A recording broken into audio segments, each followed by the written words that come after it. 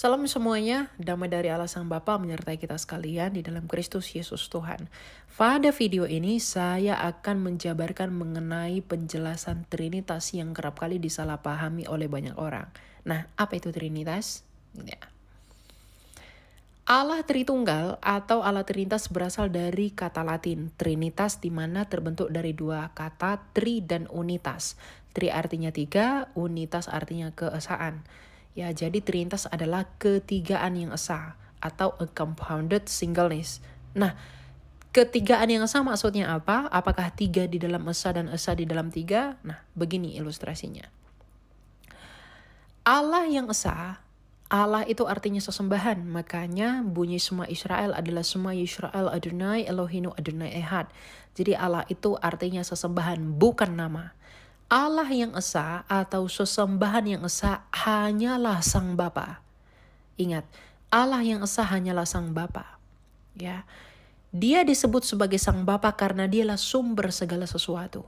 Nah, Sang Bapa ini memiliki nama perjanjian atau nama keagungan kepada Musa adalah Yod-Heh-Vaveh atau Adonai, yang arti Yod-Heh-Vaveh ini adalah Sang Ada. Jadi artinya Sang Bapa ini adalah Sang Ada. Nah, Sang Bapa ini sifatnya itu transenden, tidak terhampiri, memenuhi segala ruang dan waktu, tidak terhampiri dan tidak kelihatan. Oke? Nah, Allah yang esa yaitu Sang Bapa tadi, di dalam dirinya dia itu memiliki firman atau logos, di mana firman itu dimaksudkan sebagai daya ciptanya, ilmunya, dan kecerdasannya sendiri. Ya, di mana Sang Bapa menciptakan segala sesuatu itu melalui firman-Nya, melalui daya cipta, melalui ilmunya sendiri. Makanya berfirmanlah Allah artinya berfirmanlah Bapa. Berfirmanlah Allah jadilah terang, artinya Bapa menjadikan terang menggunakan firman-Nya. Karena berfirman adalah kata kerja, sedangkan kata bendanya adalah firman. Ya. Jadi Sang Bapa di dalam dirinya dia memiliki firman atau logos, dan logos itu disebut sebagai Sang Anak. Yohanes 1 ayat 3. Selain memiliki firman atau kecerdasan, Sang Bapa juga memiliki roh, yang oleh roh itu dia menghidupi segala sesuatu, itulah Roh Kudus. Jadi Roh Kudus itu adalah hidupnya atau hayatnya, menurut Ayub 33 ayat 4.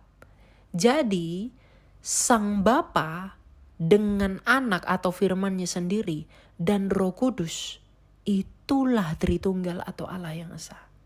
Jadi Tritunggal itu tidak pernah berbicara tentang berapa Allah, melainkan berbicara tentang bagaimana Allah yang esa itu. Seperti apakah Allah yang esa itu. Oh, ternyata Allah yang esa itu adalah Sang Bapa yang memiliki kecerdasan atau firman, yang olehnya segala sesuatu diciptakan, dan memiliki roh yang oleh rohnya dia menghidupi segala sesuatu. Ya, jadi itulah Tritunggal. Nah, mengenai Yesus, Yesus adalah firman Allah yang menjadi manusia, Yohanes 1 ayat 14. Berinkarnasi, jadi firman Allah yang menjadi daging.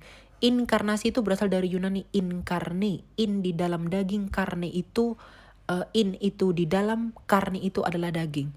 Karnivora itu pemakan daging, jadi inkarne itu di dalam daging.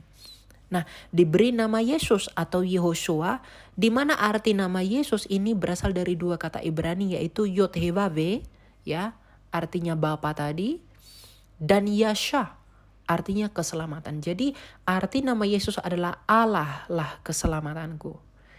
Yesus yang adalah firman Allah yang menjadi manusia ini, tentu di dalam dirinya dia memiliki dua kodrat. Yang pertama, dia adalah Allah karena dia keluar dari Allah Sang Bapa. Dan dia adalah manusia karena dia menambahkan kodrat kemanusiaan atau daging. Dan yang mati di kayu salib adalah kemanusiaannya, bukan kealahannya. Jadi hal ini sekaligus menjawab bahwa Tuhan atau Allah tidak pernah mati, tapi yang mati adalah kemanusiaannya. Nah, pertanyaan simpel yang sering diajukan, lalu kenapa Yesus tidak menyembah Bapa saja? Kenapa harus menyembah Yesus yang adalah firman-Nya Bapa? Kalau keimanan lain itu mengenal Tuhan mereka melalui firman Allah yang menjadi buku atau kitab, maka apa salahnya kita mengenal Sang Bapa melalui firman yang menjadi manusia? Iman lain tidak mungkin mengenal Tuhan mereka tanpa kitab suci mereka yang adalah firman yang menjadi manusia, firman yang menjadi buku. Maka kita pun sebagai orang Kristen mustahil mengenal Sang Bapa yang tak terhampiri dan tidak kelihatan dan transenden tanpa mengenal firman-Nya yang menjadi manusia. Tanpa melalui Yesus yang adalah firman-Nya Bapa. Jadi Yesus adalah firman hidup yang menyatakan siapa Bapa. Jadi di luar Yesus kita tidak mungkin mengenal Bapa, tidak mungkin sampai kepada Bapa. Dan menyembah Yesus artinya kita menyembah Bapa, karena Yesus adalah akal budinya Bapa sendiri. Jadi tidak mungkin kita bisa mengenal, mengetahui, dan tahu siapa Bapa tanpa firman-Nya yang menjadi manusia itu. Makanya Yesus berkata, "Akulah jalan kebenaran dan hidup, tak seorang pun yang dapat datang kepada Bapa kalau tidak melalui Aku." Pada peristiwa transfigurasi, Sang Bapa juga berkata, "Inilah anak yang kukasihi, dengarkanlah dia." Inilah alasan mengapa di luar Yesus tidak mungkin kita sampai kepada Bapa. Sama seperti Anda, bagaimana mungkin saya bisa mengenal Anda tanpa firman-Mu yang menjadi suara di telinga saya? Maka kita pun tidak bisa mengenal Bapa, manusia tidak bisa mengenal Bapa yang tak kelihatan tanpa firman-Nya yang menjadi manusia. Makanya Rasul Yohanes berkata dalam 1 Yohanes 1, yang kami beritakan adalah firman hidup. Ya, jadi inilah penjabaran Trinitas. Dan itulah mengenai siapa Yesus yang sebenarnya. Ya, jadi tuduhan-tuduhan yang mengatakan kita sembah 3 Tuhan, banyak Tuhan, dan kita menuhankan manusia, itu tidak pernah terjadi. Itu hanyalah asumsi liar yang tidak bertanggung jawab, yang tidak pernah diimani kekristenan sejak semula. Ya, jadi saya pikir apa yang saya jelaskan ini semoga bisa membantu Anda dengan baik. Tuhan berkati. Bye.